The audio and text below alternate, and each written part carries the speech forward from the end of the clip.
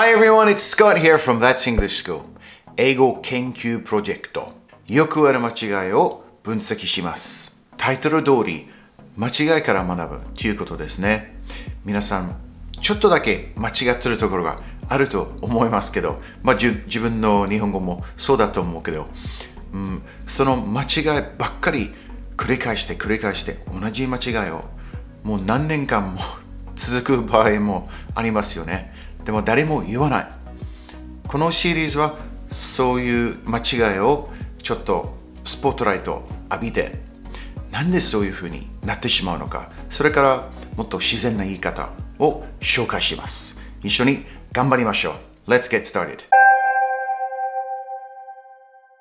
Almost Japanese people like sushi.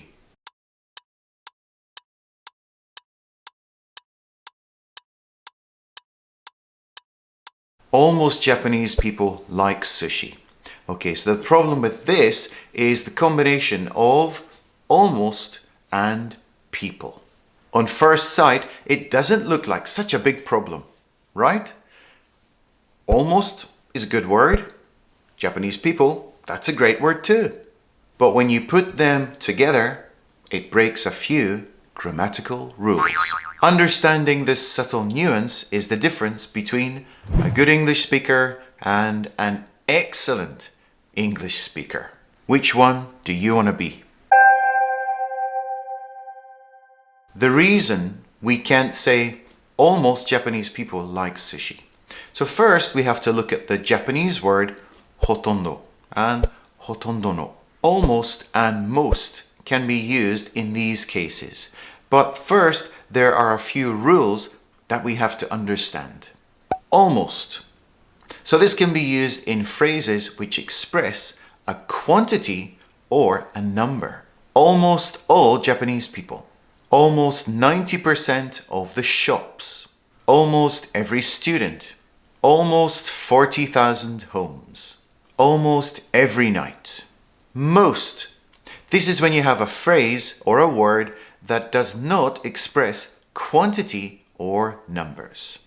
Most Japanese people, most shops, most students, most homes, most nights. And if they are countable nouns, they will have an S at the end. So what's the solution to this problem? When choosing between almost and most, you have to ask yourself this question. Is there a number or a quantity in the sentence? If the answer is yes, then you use almost. If the answer is no, then you use most. We also have to think about using of. Do we always use it?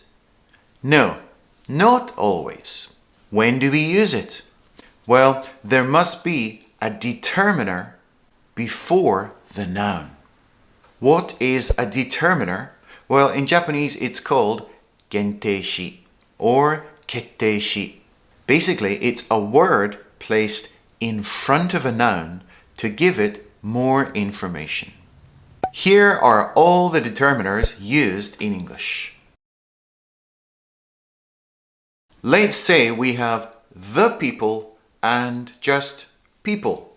The is a determiner. So in this case, we use most of the people.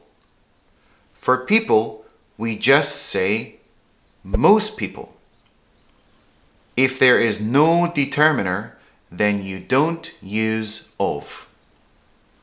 Most of the people or most people.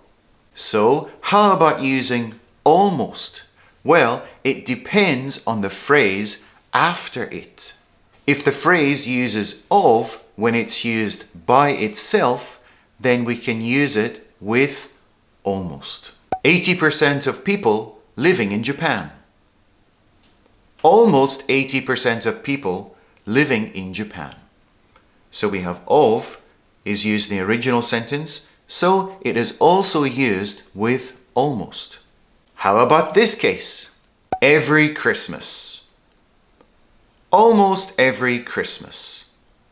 So of is not used in the original one, So it's not used with almost. Okay, now here is a tricky one. All of the students. Almost all of the students.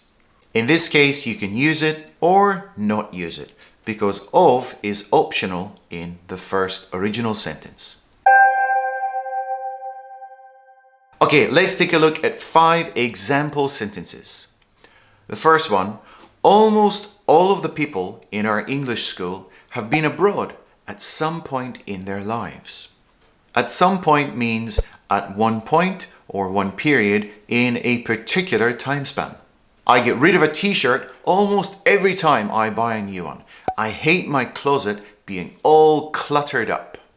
So to get rid of means to throw something away, and cluttered up means, oh, I have so much stuff and it's so messy. Oh no, my closet is so cluttered up. Most weekends I just chill out at home and take long walks with my dog. So basically chill out means to relax. Let's chill out. I dozed off on the train last night and almost missed my stop. To doze off means to fall asleep for a short time, and it's usually not on purpose. In this case, the use of almost is kind of a little bit different to the ones we talked about before because it's being used to talk about a verb. I almost dozed off. I almost hit the car. I almost got angry. So in this case, it's like nearly, almost plus verb. Again, that's another pattern that you have to become familiar with. Almost all Japanese people assume that I'm an American when I ask them where they think I'm from.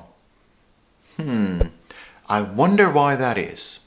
So that's how we use almost and most. So the next time you go to say almost Japanese people, think again, and you can say almost all Japanese people or most Japanese people. Okay, thanks very much for watching, and we'll see you in the next video.